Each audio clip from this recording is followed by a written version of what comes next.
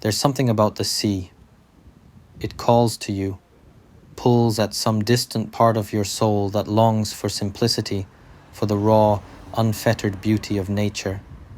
And in Whitstable, a small coastal town tucked away in Kent, that call is undeniable. It was late June when I arrived, the air warm with the promise of summer, a salt-tinged breeze weaving through the narrow streets.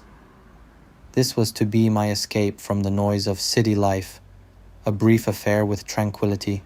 Whitstable is a charming town on the north coast of Kent, England. It was once called Whitstable-on-Sea and is best known for its oysters, which have been harvested here since Roman times until the mid-20th century. The town greeted me like an old friend, familiar yet full of surprises. It's impossible not to be charmed by Whitstable's quirkiness. The shops, with their pastel-painted facades and hand-painted signs, lined Harbour Street like a whimsical invitation.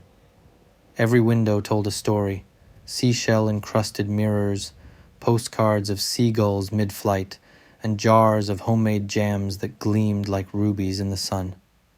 I wandered into a few, drawn in by the soft tinkle of wind chimes and the scent of fresh lavender.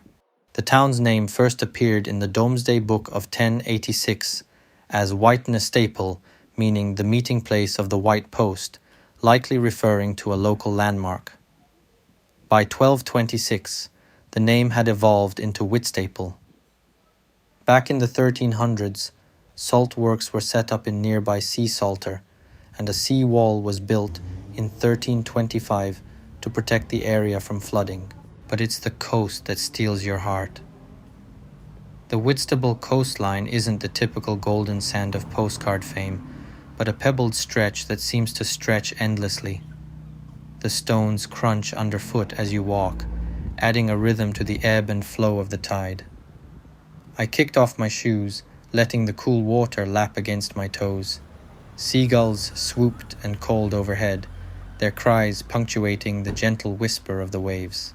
Oyster farming has been a part of Whitstable's identity for centuries, but the industry became more regulated in 1793. The annual Whitstable Oyster Festival, held in summer, celebrates this heritage. In the 1850s, Whitstable was sending up to 80 million oysters to London's Billingsgate market each year, making oysters an affordable staple food. Sadly, overfishing, pollution, disease, and other challenges caused the industry to decline sharply by the mid-20th century. The marina, bathed in late afternoon sunlight, was alive with the quiet hum of life. Boats bobbed gently in their berths, their brightly colored hulls reflecting in the rippling water. Fishermen hauled in nets with practiced ease, their faces weathered by years of sun, wind, and sea.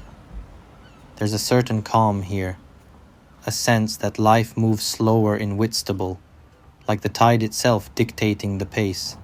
In the mid-1700s, ships carried goods and passengers between London and Whitstable.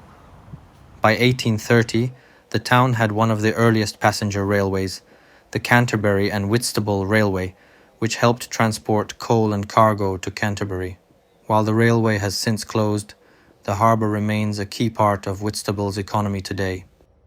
Walking along the harbour, I watched as families gathered on the beach, their laughter carried on the wind. Children built sandcastles with the kind of unbridled enthusiasm that only childhood summers seemed to allow.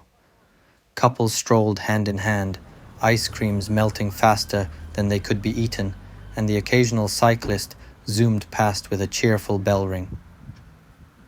Whitstable's famous oysters were being shucked at the nearby stall, and the smell of fresh seafood wafted through the air, mixing with the salt and sun to create a heady, intoxicating aroma.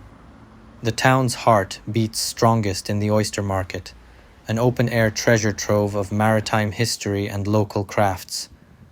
I lingered there for hours, watching artists sketch boats docked in the harbour, and listening to locals tell stories of Whitstable's oyster legacy, a tradition that dates back to Roman times. The oysters themselves, a briny kiss from the sea, each one tasting of the ocean it came from. By evening, the town was bathed in a golden glow, the kind of light that makes everything feel a little more magical. I found a small cafe by the marina, the Seashell Cafe, where the windows overlooked the water. The view was picture perfect, the sun dipping low, casting streaks of pink and orange across the sky, boats silhouetted against the horizon. I ordered fish and chips, of course. Freshly caught that morning, the cod was flaky, the batter crisp, and the chips hot and salty. It was the kind of meal that tastes better because of where you are and the peace surrounding you. As dusk settled, the town quieted. The chatter of the day was replaced by the soft murmur of the sea, the clinking of rigging in the marina, and the occasional distant laugh from a pub. Whitstable's nightlife is as understated as its daytime charm. There's no loud music or flashing lights, just the warm glow of old pubs, where locals and visitors alike gather over pints of ale to share stories and laughter.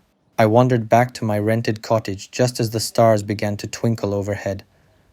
The night air was cool but comfortable, the scent of the sea still lingering on my skin. I felt an overwhelming sense of calm as I stood at the window, looking out over the now silent town. Whitstable had left its mark on me in a way I hadn't expected. It wasn't just the beauty of the place, though that was undeniable. It was the feeling, the rhythm, the slower pace of life that made me pause and breathe a little deeper. The next day, I'd leave this little corner of England, returning to the rush of daily life. But a part of me would always stay here, on the pebbled shore, with the sea stretching endlessly into the horizon. Whitstable wasn't just a town by the coast. It was a reminder of the simple joy of being by the water, of letting life slow down long enough for you to truly enjoy it. And I knew as the waves whispered softly in the night that I would return.